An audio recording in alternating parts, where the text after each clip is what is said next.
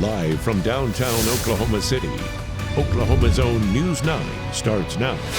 Right now here at 5 o'clock, an Oklahoma 12-year-old is missing and his parents are in jail accused of abuse. The latest developments. Plus, this woman's turning 100 years old and she's still doing yard work, driving, and giving back. And why she says it's no big deal. And we have team coverage after multiple tornadoes leave behind a path of destruction in parts of the state. Our neighbors in Purcell and Shawnee are cleaning up right now. Thanks for joining us. I'm Karl Torp. And I'm Amanda Taylor. We're talking about January tornadoes touching down this morning. We were on the air with the state's largest team of storm trackers, and now we have crews on the ground and in the sky ready to bring you the latest on the damage. Let's start with our chief meteorologist, David Payne, in the Bob Mills Weather Center. All right, guys, just remember, Mother Nature cares nothing about a calendar, right? You get the dynamics in place, the moisture in place, strong jet stream, you're going to have problems. All right, so here we go. Mason Dunn up in Bob Mills Sky News 9. He was over Shawnee this morning. He's been live during our 4 o'clock newscast. Also, we will be live with him coming up in about 15 minutes or so. But again, that's at the hotel there. Damage, the tornado hit the hotel. That was just one of many tornadoes today.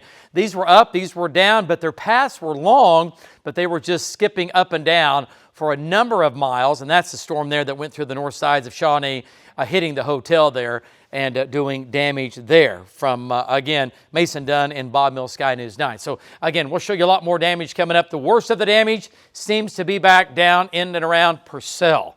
Purcell really had a bad morning, and more on that coming up here in just a minute. Okay, so there's the record for today. It's 5, and believe it or not, that was set back in 2023. And today, I think we had at least 3. I think we end up with probably close to 6 tornadoes in our state. And again, it'll take several days to tally up all the numbers and all the exact paths and the strengths. But right now, the strongest is an EF1 that was down in Purcell that began just southwest of Purcell that raced off to the northeast. Ratings will change, but right now, this was on the ground, up and down, not a continuous path for about 20 miles, okay? And that's one that went right across Purcell, doing damage there. The second tornado, different storm, came out of just south of Lake Thunderbird, crossed the lake, and we think that it produced a land waterspout, and tornado produced a waterspout moving across the lake, moved across the north finger of Lake Thunderbird, went to Twin Lakes, died out just crossing I-40, and then the third tornado, an EF0, it looks like, might have been an EF1, EF0 on the north side, hit the hotel there as it crossed I-40. The hotel sits right about there. And again, that's the way it looks, pretty close to a record number of tornadoes this morning. All right, so the whole system began overnight, took off about 2 o'clock in the morning across Texas, came ripping northeast with a dynamic piece of energy, strong jet stream. That system is now to our north, snow on the cold side. Here comes the cold air moving in. It's 70 in the village. You're thinking, what cold air? 70 in Tinker Air Force Base, 71 down at Lake Thunderbird. Where's the cold air? Check this out. It's not too far away. It's just to the northwest of Oklahoma City with the cold front now scooting into our state, coming in from the northwest, and that's what's going to be really dropping our temperatures for tonight. So get ready. It'll be cold tonight, even colder tomorrow.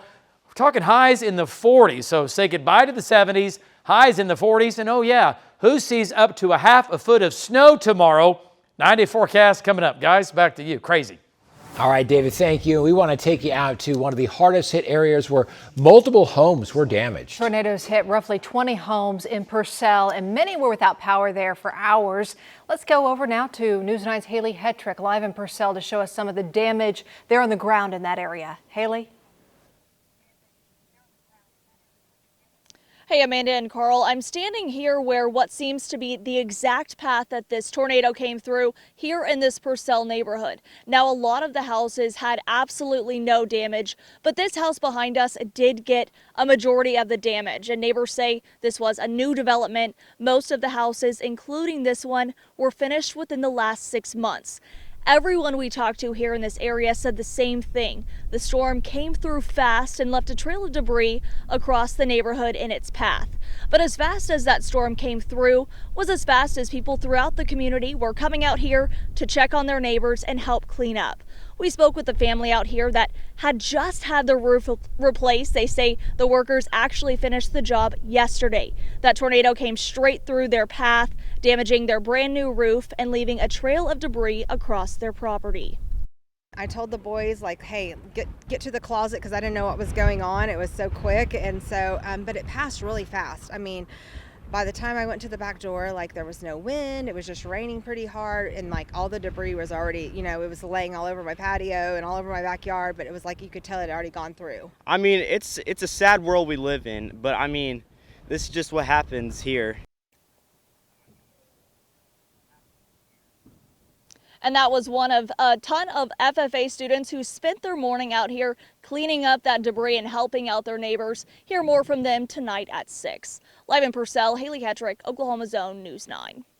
Haley, thank you. We also had crews in Shawnee after storm damaged a hotel. This was the Holiday Inn off of I-40. This was this morning around 7:30. The hotel had extensive damage. You can see that here to the roof with large sections blowing off. Hotel employees were able to get all the guests, around 50 to 60 people, to safety, and no one was hurt. Don't forget, if you're not near a TV, you can still watch our storm coverage. Just download that News 9 app. It is free in the App Store. A new USDA report shows hunger is rising in Oklahoma. The state now ranks 6th highest in food insecurity, with nearly 17% of households struggling to afford enough food. That is above the national average and an increase from previous years. That report, by the way, is the final publication of the USDA's hunger survey. The Oklahoma Turnpike Authority approves nearly $500,000 to fix 6 bridges hit by one truck.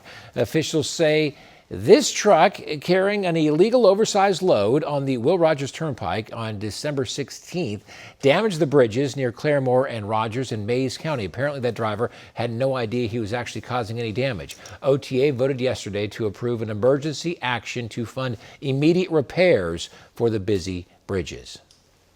All right, Oklahoma, we are live in the Ball Mills Weather Center. Well, the severe weather wasn't good, but the rain was good, right? We had some nice rain out there this morning.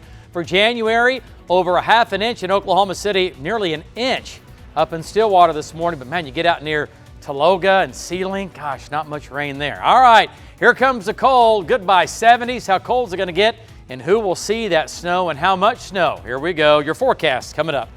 Plus, an Oklahoma 12-year-old is missing, and now his parents are behind bars. Why investigators are calling it a suspicious disappearance. We're going to have the latest coming up. The parents of a missing Caddo County boy are behind bars accused of child abuse. 12-year-old RJ Davis, though, vanished last week, and despite a multi-agency search, he has still not been found. Investigators say RJ was living in an abusive home in Cement. RJ's mother there, Kimberly Cole, that's his stepfather, George Cole. Those two were arrested last night on multiple child abuse and sexual abuse complaints. Investigators say RJ was harmed by both of them before he went missing, and authorities stress he will be protected when he's found. Here's what I need from everybody listening. This child will not be going back to that home. All we want to do is lay eyes on this child, get him the medical care that he needs, and assure him physically and emotionally he will not be returning back to that environment. We're going to be following the search for him throughout the evening right here on News 9. Also, authorities are urging anyone with information on RJ's whereabouts to come forward. A former Hugo Public School special education teacher has pleaded not guilty to child abuse. Court documents show Yolanda Dunbar was captured on video slapping, dragging, and choking students in their presence of other school employees. Families at Hugo Public Schools also filed a federal lawsuit against the district. The lawsuit says that 3 of the 5 children allegedly abused were disabled and nonverbal. Dunbar was fired following the allegations. She is due back in court February 9th. All right, Oklahoma, we are live in the Bob Mills Weather Center. Our cameras look good right now, part of our Lucky Star Skycam network. We have nothing but sunshine out there. Get ready. Here come the clouds and the cold. Who sees snow? Your forecast coming up. You're watching Oklahoma's Own News 9. We want to take you back to our team coverage now with our crews in one of the hardest hit places in the state, talking about Purcell. And emergency management crews from Stillwater and Edmond, both down there working together to restore power. News 9's Stephanie Medici joins us now live from Purcell with the details. Karl, Amanda, emergency crews tell me in addition to tree limbs in the roads and roof structures being blown off, their key focus right now is restoring the electrical system. Emergency Management's Andy Pipes says the tornado touched down at about 3 different points throughout the town. Public Works Director Trey Phillips says they have 3,500 electrical meters in town. Out of approximately 5,000 residents, half are without power. Phillips says the damage has been pretty significant. We've got about 15 poles that have been destroyed. One of those being a steel pole that was snapped, so the winds were absolutely crazy this morning. But the guys are on the ground, running hard. Now, while crews continue to work to get the power restored, we did find a Dollar General in town that says the manager actually told us that they weren't affected at all. Live in Purcell, Stephanie Minichi, Oklahoma's own News 9. Stephanie, thank you. That's kind of typical for a tornado, right? You know, one home gets totally damaged and Sometimes, the other yeah. untouched. And We saw that today. Yeah, absolutely. I mean, you know, jet stream was really, really strong. The moisture was in South Texas yesterday, and it made it up to Oklahoma because of the dynamics. It was able to yank that up here. So the moisture was a little bit limited. The instability was nothing. We had no instability, but we had enough spin or shear in the atmosphere, and that's what it takes. That's what it's all about. So, you know, throw the instability out, you get a storm to go up, it's going to spin. And the fact that the cloud deck was very low to the ground to begin with, so it doesn't take much for a tornado to reach out and touch down because it's so close to the deck. But anyway. Kind of rare, though, for January. Yeah, you know, the record is 5, and I think we had at least 3. I've seen some other damage. Our trackers were seeing stuff this morning. Our debris detector, we had debris, you know, going all the way through. So I think we had a half dozen, maybe more. When it's all said and done. So cleanup going on for sure. Yeah, and that'll go on for the next several days. And that one house down in Purcell, that's going to go on for quite a while. The one and only, the legend himself, we're talking about Mason Dunn. He is back on News 9. We're excited to have him here. And you are going to see a lot, and I mean a lot, of Mason Dunn as we get into, well, not just the next several weeks, several months, but the many years to come. Tracking severe weather and breaking news here in Oklahoma. Mason is one of the best, no doubt about it. All right, Mason, you're down in Purcell again. Again, homes down there. That one took significant damage. That's at least EF1 damage. Give us an update, and welcome back, my friend. Yeah, thanks for having me back. You're looking live from Bob Mills, Sky News 9. This is a house that I would say took most of the damage. This is where the tornado started. Now, let's zoom out. You talk about this house right now. Y'all were just talking about other houses not touched. This is in a neighborhood, and none of the other houses look like they were even touched, not even a shingle off the roof here. So quite a surprise here this morning as this tornado touched down here. This is about 3 miles west to Purcell, and you can see, you know, if you pulled up to this house first thing, you would think, oh my goodness, this was bad through the town of Purcell, but it looks like this tornado bounced, thank goodness.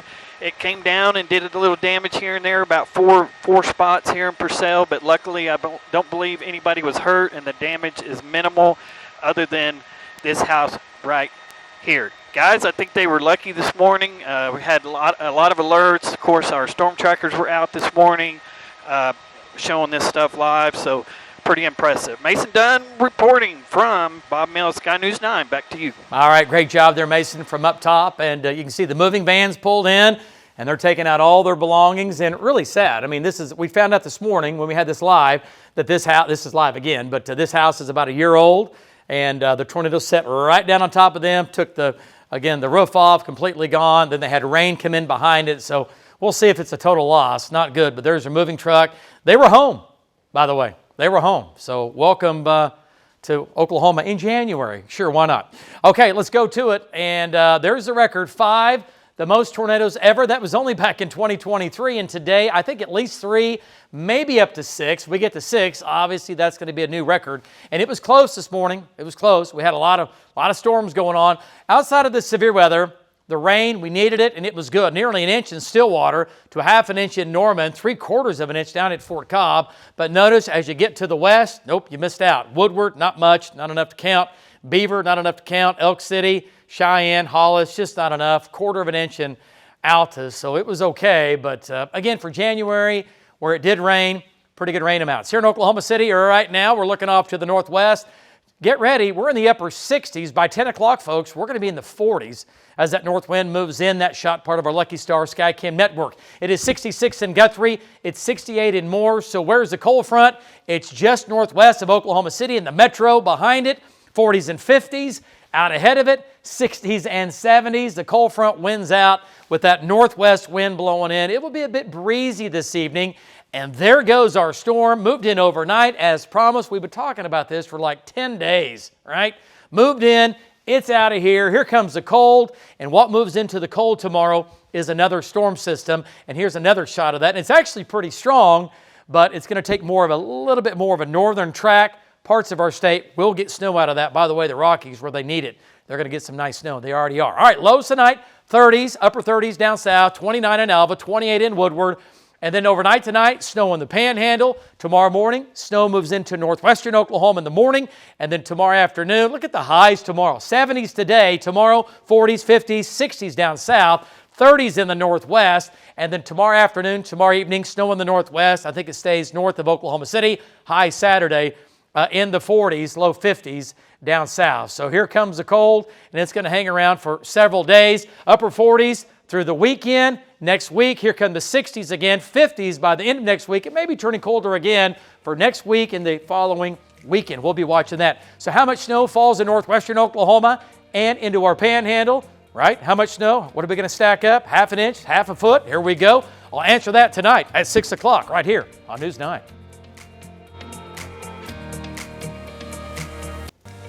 From her time volunteering after Hurricane Katrina to serving in her church's food pantry, Wanda Waddle has always given back. And today, as she celebrates her 100th birthday, our Mike Glover discovered she is still living her best life. Here's tonight's Something Good. 1926, the birth year of Queen Elizabeth II, Marilyn Monroe, and TV icon Andy Griffith. And while their legacies are well documented, the legacy of Wanda Waddle is still being written. There's just a world of little things that you can do. You know, you don't make any fanfare out of them. Fact is, Miss Wanda doesn't think anything that she does is a big deal, like being the neighborhood fix-it lady. 3 different people had 3 different things that were broken, and I fixed them all and sent them on. That's not a big deal. Not a big deal for some, but today, Miss Wanda is celebrating her 100th birthday. My pacemaker runs out in 10 years. She walks at least 1 mile every day with her dog Pepper, no matter the weather. Come hell or high water, we have to go because he has to potty. And like the youngster she is, she spends a lot of time scrolling, on Facebook. You need to make new friends, and you need to make some young enough they're going to outlive you. She lives independently and does her own yard work. She still drives and even drives her friends to their doctor's appointments. Everywhere I go, I'm the oldest anymore. But at the heart of her daily priorities has always been her unwavering commitment to God and her church. When the doors were open, we were there. And when the doors were locked, she had the key. For her 100th birthday, Miss Wanda doesn't want cards or gifts. Instead, she asked that donations be made to the regional food bank or any local charity. Here we go, Peppa. Here we go. Her secret to turning 100 years old: keep breathing. 100 years young and still kicking. Miss Wanda Waddle, you are definitely something good. I'm Mike Glover for Oklahoma's Own. Smart as a whip right there. Miss Wanda at 100 years old. Good for her. Happy Going birthday. strong. We are always looking for the good in our community. Send us those story ideas to somethinggood@griffin.news.